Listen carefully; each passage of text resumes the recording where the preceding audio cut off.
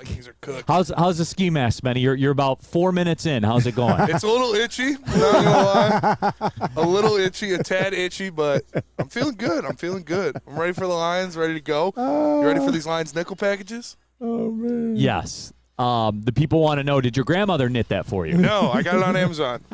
You were the first one. I was the first one, yeah. You were the very first one to buy one. All right, you guys ready to rock for some nickel packages? Oh, I was born ready. Let's go, Spenmo. All right, first question of the Lions nickel package. Who should get more touches versus the Seahawks, Montgomery or Gibbs? Gibbs. Now, Lindsay, don't be emotional. Okay, you can be emotional. Give me your why. Dude, I just think he needs more touches. He's so explosive. Now, I know Montgomery's been the bell cow. He's carried the load so far.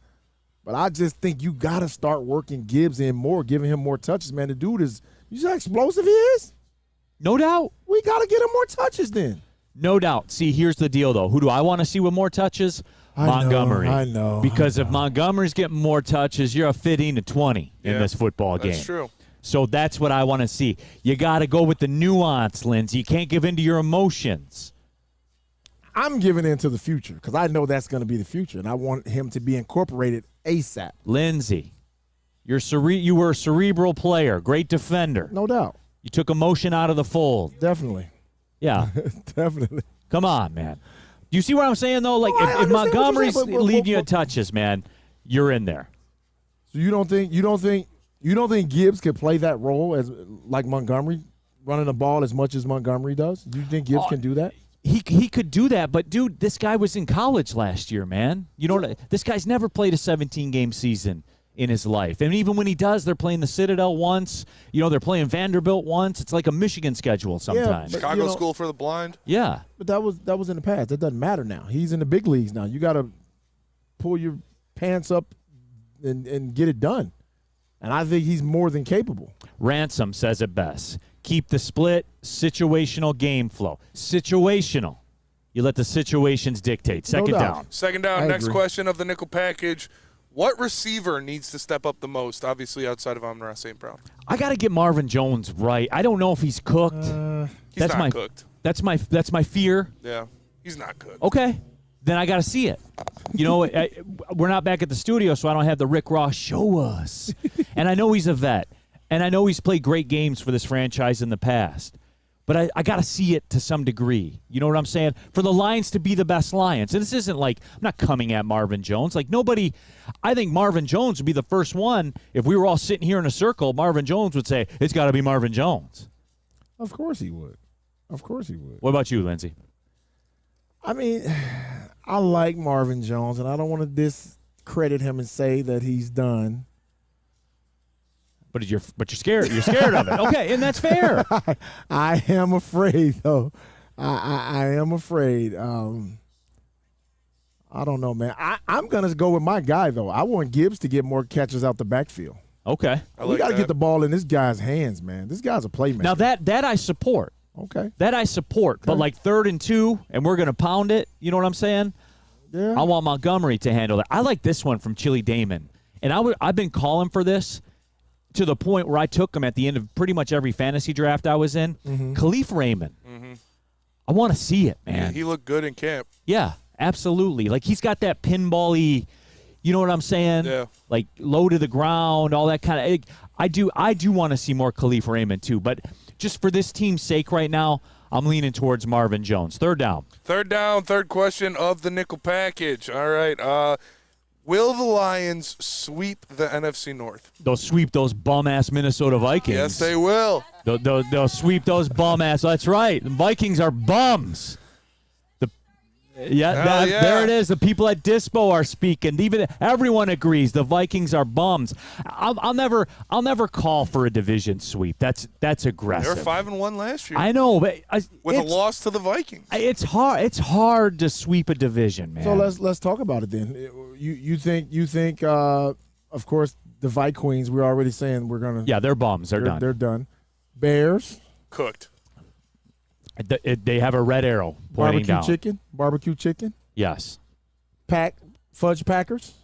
I gotta see it from Jordan Love more. I guess you would, because if we're gonna clown the Bears, then you can't anoint the Packers, right? Well, they won though.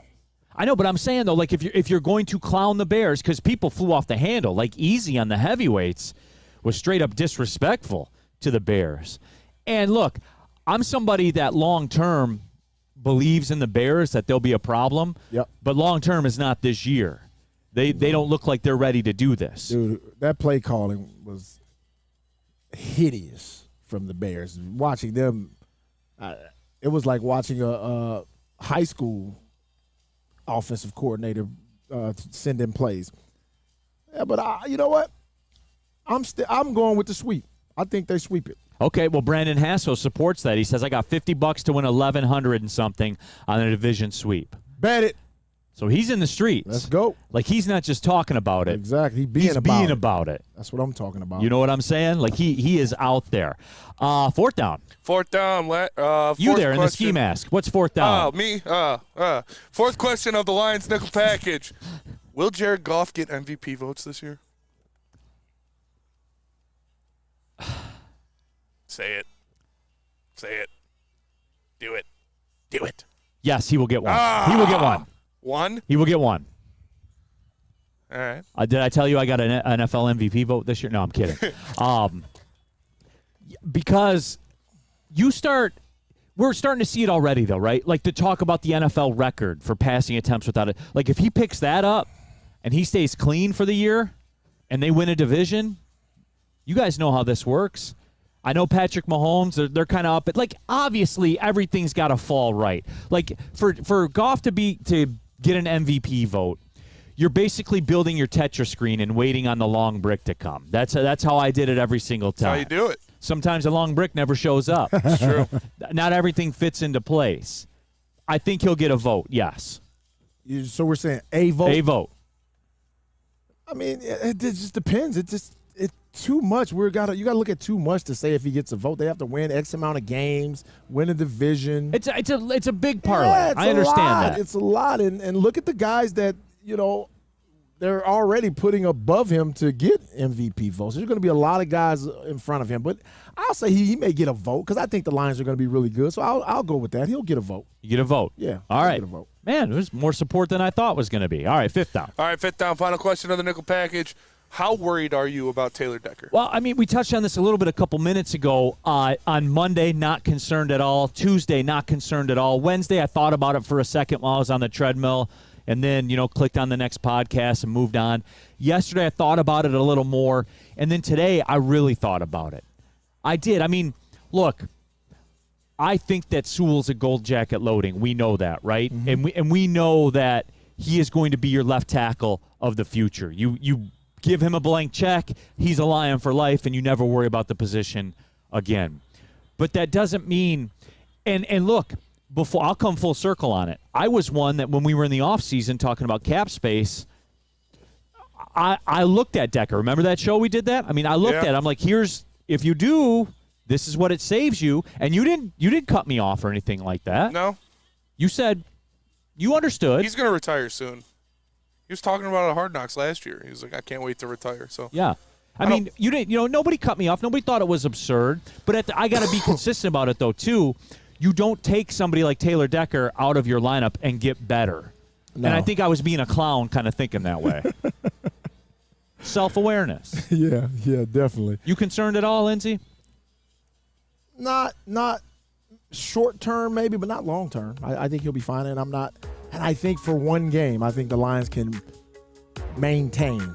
I'm not saying they're going to be better, but I think they can maintain. Oh, don't get me wrong. Yeah, like a game, yes. Yeah. But yeah, it's not like I'm saying, well, if he's gone for the season, the show goes on. Yeah. I mean that there is something to be said about that.